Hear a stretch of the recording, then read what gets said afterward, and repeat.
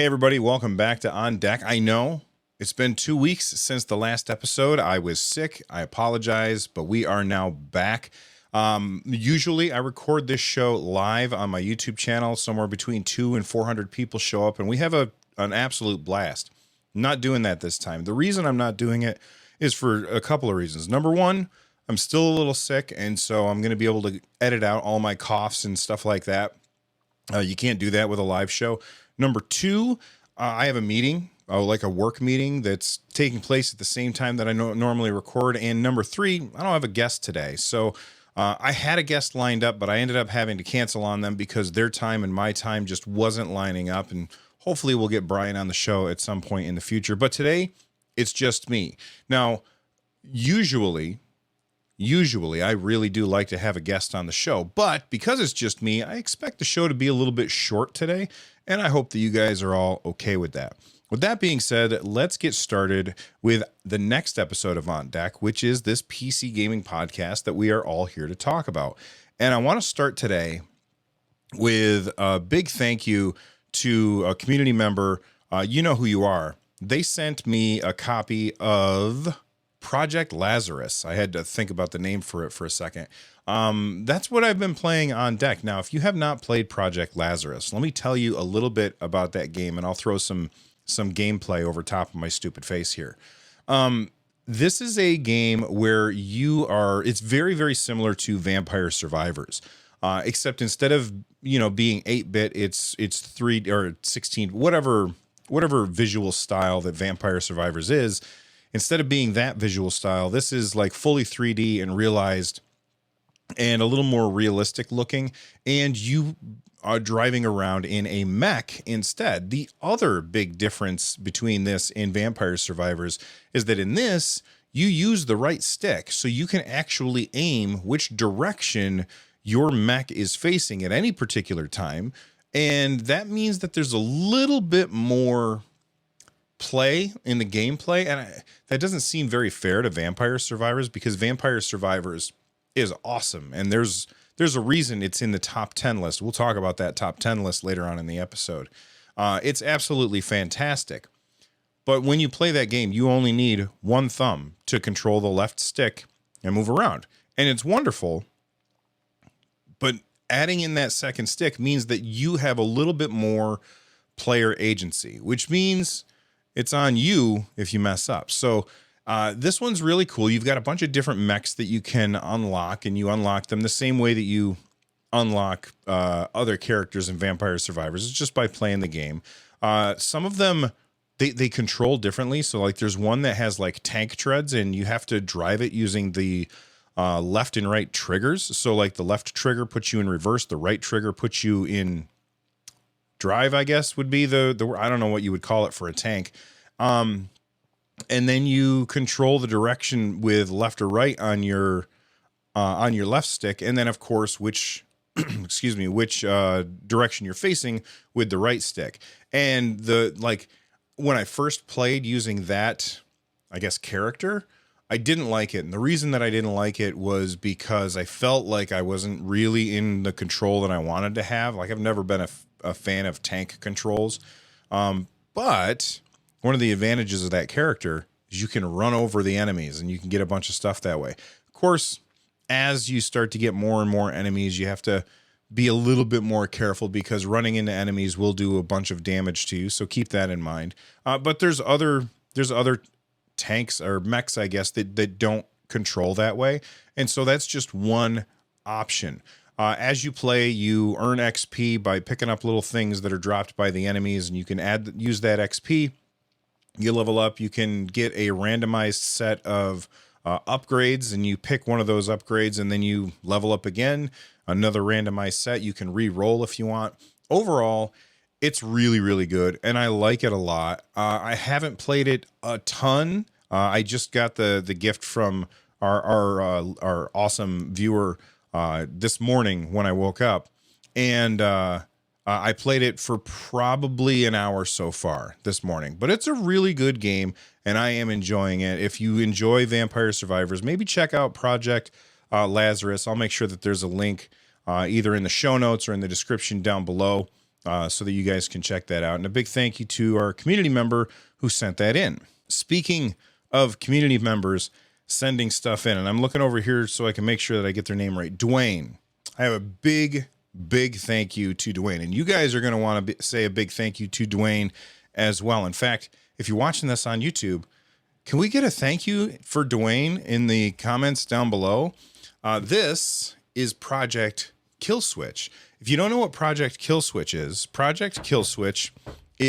a case for your Steam Deck. It's the one that I usually have on my Steam Deck, although I've been like doing different stuff with the Steam Deck recently and I have to take the case off a bunch. This is not an issue if you're not a content creator like me, but I just haven't put mine back on. But Dwayne just said, hey, Bill, let me send you another one you can give away to one of the people who are watching. And I just think that that's super, super generous of Dwayne. So real quick, how can you enter the giveaway?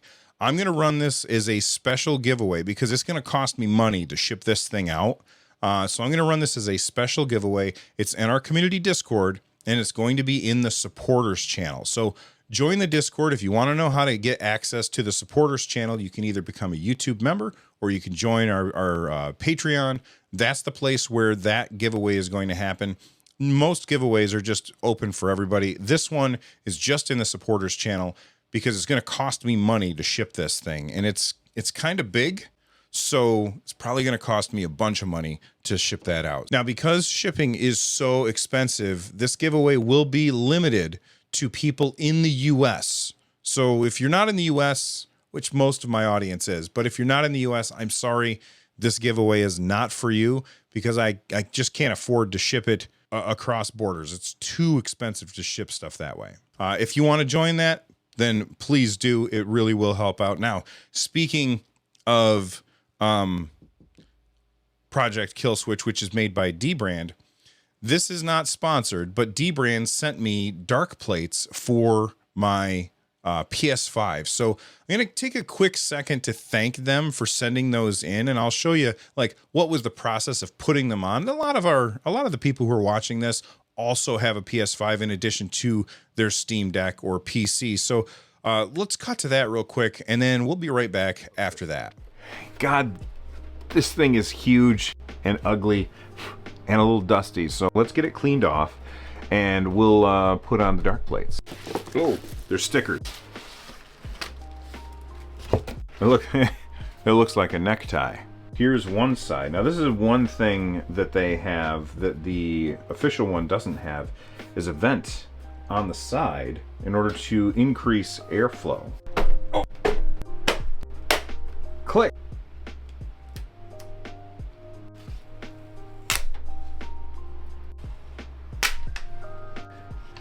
So I just gotta roll it on up. Oh, there we go. That looks much better. I like that. Now, what in the hell is this thing for? Probably, oh, I almost forgot about this part up here. Yes.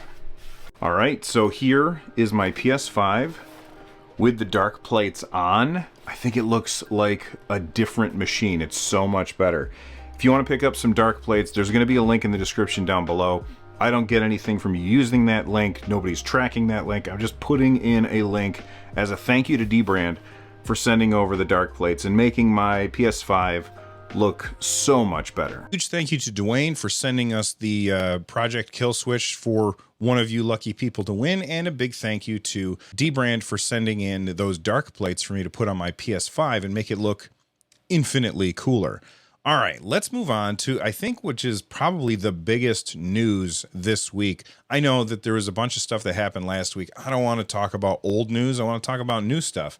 And that is that SteamOS 3.4 has now been put into the preview beta. So just for those of you who are, maybe you just got your Steam Deck and you might be unfamiliar with how it works, there's 3 tiers to SteamOS.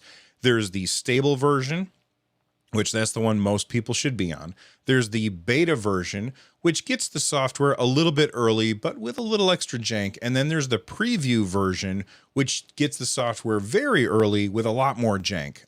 This is SteamOS 3.4 updated to the preview. So this is the bleeding edge version of SteamOS. There's a lot of really cool stuff in here. They rebased SteamOS on the latest version of Arch Linux. This update pulls in the latest performance, security, and stability fixes for the underlying packages that are the foundation of SteamOS. Most notably, this includes recent changes to KDE Plasma, Steam Deck's desktop mode. Full notes on these updates can be found on KDE's website. Here are a few of the highlights. New overview view, boy, that's hard to say, to see all open windows and virtual desktops. Now, as a guy who generally uses a Mac, this is huge. I use this on my Mac all the time. And basically the way it works is I do a middle click on my mouse and every single window that I have open spreads out and I can find the one that I'm looking for, click it, and it brings that one to the front. It's awesome. I love it. The way that this one works is you just drag your mouse up to the top, this corner up here, the top left corner. You drag your mouse up to the top left corner and it's going to automatically spread out the windows. I think that that's fantastic. I'm probably not going to use it because I really don't go into desktop mode. And there's a ton of people who adore desktop mode. I don't have a problem with it. I just don't really have a use for it, as I really only use the Steam Deck for gaming. But that's a huge change for people who regularly use the Steam Deck as their main PC or as like a desktop client. All right, let's move on. Updates to KRunner, the built-in assistant for searching and running tasks. New touchscreen gestures. I think that's probably going to be a really big deal. I haven't tested those out yet, though, because, again, not a desktop guy. New themes and wallpapers and updates to widgets. All right. So, like I said, I'm not into desktop mode, but I would highly recommend you head on over to gamingonlinux.com. I'm sure that they have this stuff broken down into great detail. I'm not your guy for this. They are your guy or gal for this particular topic. For desktop Linux stuff, that's where you want to check it out, see what they have to say. All right, let's move on. Performance profiles, new option to allow screen tearing. Why would you want to have screen tearing? Screen tearing is something that we usually try and avoid, but by getting rid of screen tearing, we often add some input latency. And what happens is basically you can turn on this thing to get rid of screen tearing, and it gives you less, it ends up giving you more latency, and the trade-off is that you don't have screen tearing anymore. By giving us the option to turn on screen tearing if we want, that means that you'll have some graphical glitches that you won't like. I can't stand it when screen tearing happens, but you're going to have less input latency. I've never been somebody who really notices input latency super well. So because of that, this isn't for me. But for a lot of you people out there who are playing like hyper competitive games and you want to be the absolute best with the lowest possible latency, well, now you have the option to turn on screen tearing. And that's going to make you have just a little bit less input lag, which I think is fantastic. Let's see. Change the performance HUD level 2 to a horizontal layout. It fits in the letterbox space for games running in 16:9 aspect ratio. This is probably my favorite change to SteamOS 3.4. A lot of times I would turn on OS, I would hit the Steam, the quick access menu button. I would turn on the performance overlay on level 1, which just shows you your frames per second. But I wanted to know a little bit more information. And if I switched it over to level 2, it would cover up the entire corner of the screen, where usually a lot of games put UI stuff there. So I wouldn't be able to see stuff. So then I would have to hit the quick access menu button, turn that off so I could see the menu, turn it back on. And it was just kind of a horrible, okay, that's harsh. I don't want to say it was a horrible experience, but it wasn't the experience that I wanted.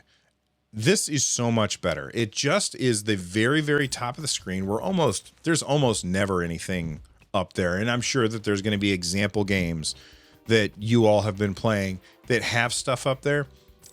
And that's perfectly fine. This is covering up less of the screen, and I think it's better.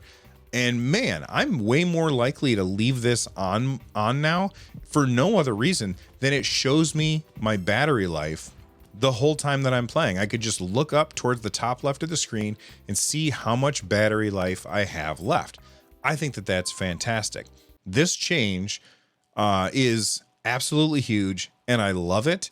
And I can see myself just leaving it on option level 2 most of the time now, whereas before I would always shut it off because it was covering up important screen real estate. So huge deal. I love it. All right, moving on. Let's talk about storage.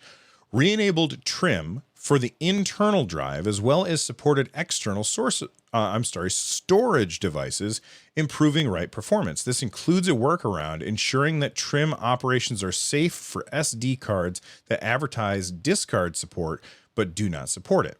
Steam will periodically trim storage devices as needed, and there's a new button in settings under systems and advanced that will run trim automatically. What essentially this allows you to do is tell your system, hey, look at that, look at my disk drive, and if there's something that isn't really needed, go ahead and clear it off, giving me more storage, which I think is fantastic. All right, they added an eject button for removable drives and setting storage. This is not actually going to eject, like physically eject your SD card. It's just so that you can eject it digitally, I guess is the word. I mean, it's not a physical eject button. It is just telling the operating system, hey, don't use this for anything, so that the person who is using this device can take it out without having some kind of weird write error. Does that make sense? Anyway, I think that that's good that they did that. I never take my SD card out of the Steam Deck. In fact, if you're watching this on YouTube, leave a comment in the comment section down below that like button. Do you use multiple SD cards for your Steam Deck, or do you just use one? I personally have a terabyte SD card. There's a link in the description down below that you can use if you want to pick up one for yourself. But I use a terabyte SD card. I put it in my Steam Deck. It hasn't come out since, and it probably will never come out unless I somehow get a bigger SD card, and I don't see that happening anytime soon anyway. Let me know what you guys do. Are you multiple Steam SD card users, or are you more monogamous with your SD card? All right. External drives formatted as XT4 are now automatically mounted and available for use in Steam. This is really cool because when JSOX put out their dock that has an M2 slot in it, they had to write a special script to mount that drive when you docked your Steam Deck. Well, now the operating system is just going to take care of that for you. So makes me wonder, as somebody who doesn't have that version of the JSOX dock, it makes me wonder if JSOX is going to have to put out firmware so that their script is not interfering with SteamOS 3.4. I don't know. Let me know if you guys know more about that. All right, let's move on to input. You guys know I love input stuff. This one confused me. Disabled built-in DualShock 4 and DualSense trackpad mouse emulation when Steam is running.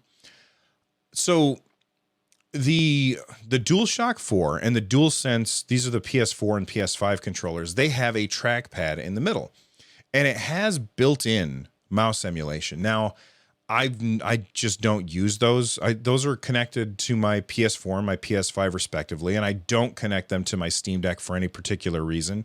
I can see why you would, because it has that touchpad, which gives you access to all of the touchpad stuff that you can do on the Steam Deck.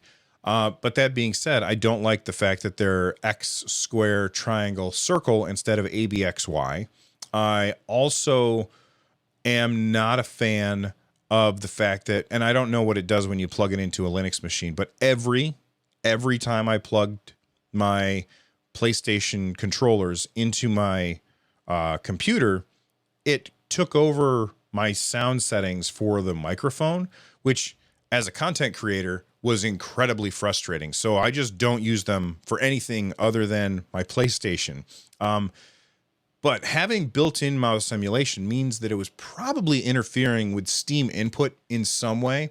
So they basically said, look, Steam input is better. We'll just turn off the built-in stuff and use Steam input instead, and it'll be a better experience for you. At least that's what I'm guessing here. All right. Change the timing of virtual key presses to improve game compatibility with on-screen keyboard. Fixes input issues with apps such as Street Fighter V EA app. This, I'm not really understanding what they mean here. Like, what exactly is the game compatibility that they are fixing? And if you guys know, let me know down below. They also fixed Steam input action set switching based on cursor visibility in game mode. How does this work? So you can have different layers, and different layers will automatically turn on based on whether or not the cursor is visible on the screen. A good example of this would be like Guild Wars 2. In Guild Wars 2, you can make it so that you have a different action layer when you open up your inventory and suddenly your cursor shows up on the screen, because most of the time your cursor is not available on the screen. And so that means you have different sets of abilities depending on what you're doing in the game, which is awesome. I've never, ever been able to get this to work. I've never been able to get this to work. So the fact that they have fixed it so that it's more reliable, that's a huge deal. And I might end up doing a video in the near future about that. All right, moving on to audio. Fixed a case where the default audio device would display echo, cancel, sync, and audio controls would cease to work correctly. This has been something that has been driving us crazy since the Steam Deck came out. My old co-host on this show, Lloyd, he completely wiped his Steam Deck and reinstalled it from the ground up, trying to fix this problem because he thought it was a problem with him. Well, it's not. It was a problem with the operating system, and apparently it's fixed now. Now, I never wiped my Steam Deck trying to fix that problem, but every once in a while, I would go to like turn the volume up and it would say echo, cancel, sync, and the volume would not change. And I could not figure out what I was doing wrong. Well, it turns out it wasn't me. It wasn't you. It wasn't my buddy Lloyd. It was SteamOS. So apparently they've got that fixed, and I have pushed the volume up and down buttons a whole bunch since I've installed SteamOS 3.4 preview. I have not seen echo, cancel, sync even once. So I think they've got it nailed. All right. Fixed a case where some applications would output audio to the wrong device. I've never run into that, but I'm glad that they fixed that. Fixed an issue with HDMI/DisplayPort audio going to sleep after being idle on external displays. This I have seen a lot as somebody who is constantly hooking up my Steam Deck to, say, a capture card and plugging it in and doing something and going away and coming back, and then it's just not working, and then I got to unplug it, plug it back in. Oh, that didn't work. Unplug it, turn it off, turn it on, plug it back in, unplug it, plug it in, turn it on. Like, I would do all of these different things, and then finally it would turn on and this thing would go to the screen. Very, very frustrating thing to happen. Glad that that is fixed. And then we've got our general fixes. The general fixes, they're just a bunch of fixes. I don't want to talk about each one of those. There is new firmware for the docking station, which will fix an issue where HDMI 2.0 displays are not detected during boot or wake up.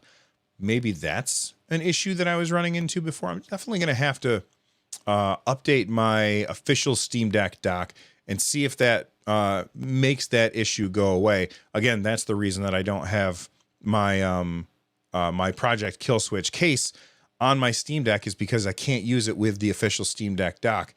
So whenever I've got it hooked up over here, I got to take the case off. And whenever I'm going to use that TV over there, I can leave the case on because over there I've got my iVolar dock. All right. Those are the patch notes for 3.4, which I'm sure as fast as Valve releases stuff, we're going to get to see all of this stuff on the stable channel sooner rather than later, which is just crazy how quickly they work.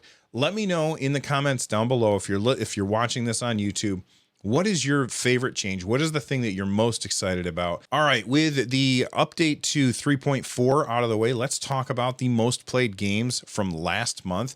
Valve tweeted this out. They said, "Happy Halloween. Here's a quick look at the top 10 October releases played on Steam Deck, sorted by daily average user count." And then they also sorted it by, by hours played. And you know what's at the top of both of these lists? Vampire Survivors. Now, I just got done talking about SteamOS 3.4 preview build. If you love Vampire Survivors, do not update to that build. As soon as I updated to that build, Vampire Survivors was throwing a JavaScript error, and I haven't figured out like the fix for it. I'm sure that it'll get patched and fixed eventually. But just know that if you love playing Vampire Survivors, then maybe don't jump on the preview. And that's what preview is. It's always going to be a little bit janky. But if you want to be on the bleeding edge, if you want to be playing preview and you're looking for that game to replace Vampire Survivors, check out Project Lazarus, which I talked about at the beginning of the show. All right, let's look at the rest of this list. Vampire Survivors, Persona 5 Royale, which I wanted to play. I ended up I have a Game Pass, so I already have it on Game Pass. I didn't want to spend the money on a game that I already have access to.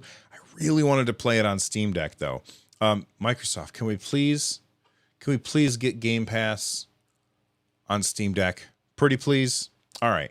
Uncharted Legacy of Thieves Collection, which I have the Uncharted collection on my PlayStation. Again, I'm not going to buy it again. Gotham Knights, which I was kind of cold on anyway. I wasn't super excited for that. Potionomics, which I've never heard of. Coral Island, Mountain Blade 2, Bannerlord, Victoria 3, Triangle Strategy, and Signalis.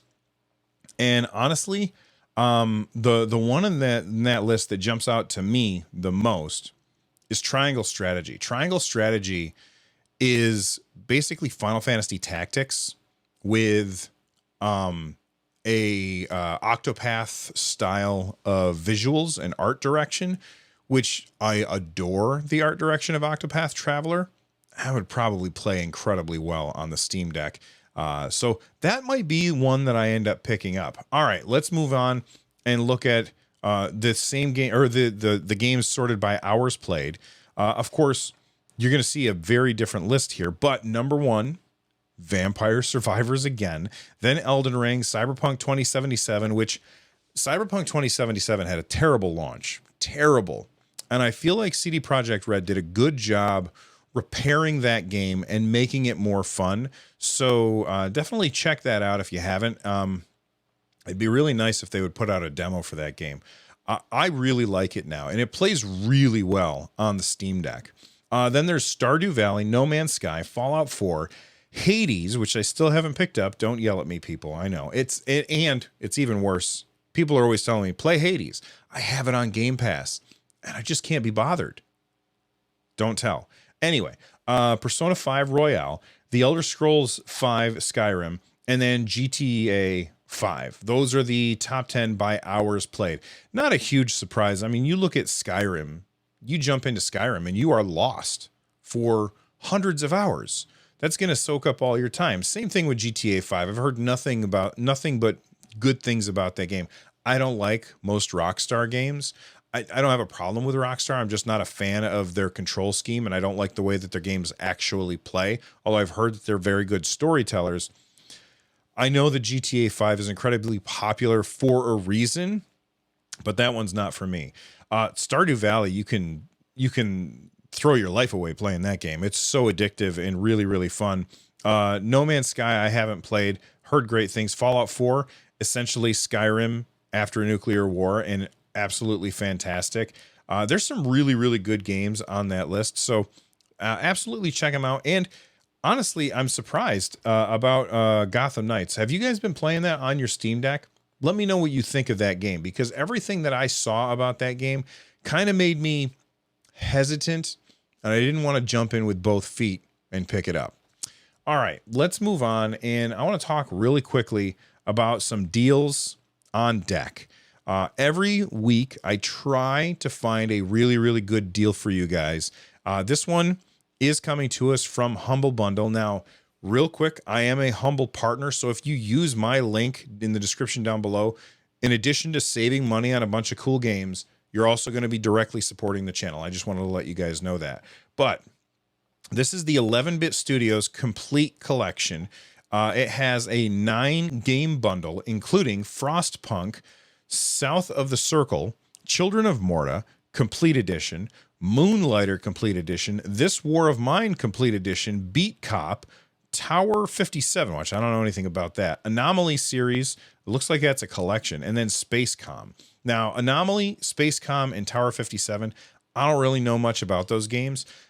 Beat Cop is really cool. I ended up playing this on the PlayStation like a long time ago, but Beat Cop is this, I'm going to say 16-bit era art style where you play a cop on a street and you have to you walk up and down the street and you talk to the various citizens that you are in charge of protecting, and you got to do cop stuff. And it's actually really an interesting game. Again, it's been maybe 4 years since I played it, but when I did play it, I really did enjoy it. And I love the art style. Anytime you got 16-bit stuff, it usually grabs my attention. Speaking of 16-bit stuff, Moonlighter. This is a really interesting game. It did not grab me personally, but Moonlighter is really cool because it takes the mechanic of going into a dungeon, coming back and going to the store and selling your stuff at that store to get money so you can buy better equipment so you can go deeper in the dungeon. It takes that formula and turns it on its head. Instead, you go into the dungeon and then you get a bunch of stuff and you come back up and you run the store, and the people of the town that you're working in, they come into the store and you have to manage prices and stuff. Now, the whole pricing management thing didn't land well for me, but this game is very, very well regarded, and the combat mechanics when you go into the dungeon are fantastic, and the art style is gorgeous. So if you're looking for a game, honestly, for me, if you were just getting Moonlighter and Beat Cop, I would say that those games are worth $15 by themselves. In addition to that, you get This War of Mine, which is a very interesting story-based game that I think I've played a little bit of, but haven't really progressed too far in. Then there's Frostpunk, South of the Circle, and Children of Morta. Children of Morta, I've heard really good things about. I have not played it. Again, very 16-bit art style. They say that it's an action RPG with a roguelite approach to character development, where you don't play a single character, but a whole extraordinary family of heroes hack and slash through hordes of enemies in procedurally generated dungeons, caves, and lands, and lead to family of Bergensons with all their flaws and virtues against the forthcoming corruption. That game sounds good. I might end up picking up this bundle just for that game because I already have some of these other ones. But there's a link in the description down below if you want to check out these really, really good deals. I thought I would share. All right. The last thing that I want to talk about today, and I told you the guys at the beginning that this was going to be a shorter episode, but the last thing I want to talk about today, I honestly can't believe that it took this long. I thought that we would start seeing these sooner, but JSOX is actually evaluating they are releasing a back cover replacement for your Steam Deck. So if you have a Steam Deck, you can buy a transparent rear cover of your Steam Deck, which, hey, as somebody who grew up in the, played a lot of games in the 1990s, transparent electronics were all the rage. I loved transparent electronics because you could see all of the little circuitry inside. Well, this one is going to make the back of your Steam Deck transparent so you can see all that stuff inside. I think that that's really cool. They said that they're working on possibly a front cover as well, but that's going to, the installation process is really complicated. So they don't actually want to do that until they have a better solution. But man, if you're interested in replacing the back cover of your Steam Deck with a transparent cover, well, looks like JSOX has you covered, and they're not sponsoring this episode. I just wanted to share it because I know that a lot of people, myself included, do enjoy transparent electronics. Well, everybody, that's it for this episode of On Deck. Big thank you to everyone who has been just super awesome and patient with me being sick. And lastly, if you want to get access to the supporters channel on our community Discord, where I will be doing the giveaway for Project Kill Switch, again, US users only, just because shipping is so expensive, then you can either become a YouTube member or you can join on Patreon, patreon.com/NerdNest. In addition to access to that channel, when you join on Patreon, you also get access to all of my shows 100% ad-free. So there's that as well. All right, everybody, that's it for today's episode of On Deck. Thank you so much for hanging out with me. I will see you on the next one. From the Nerd Nest, I'm Bill. Stay rad, everybody.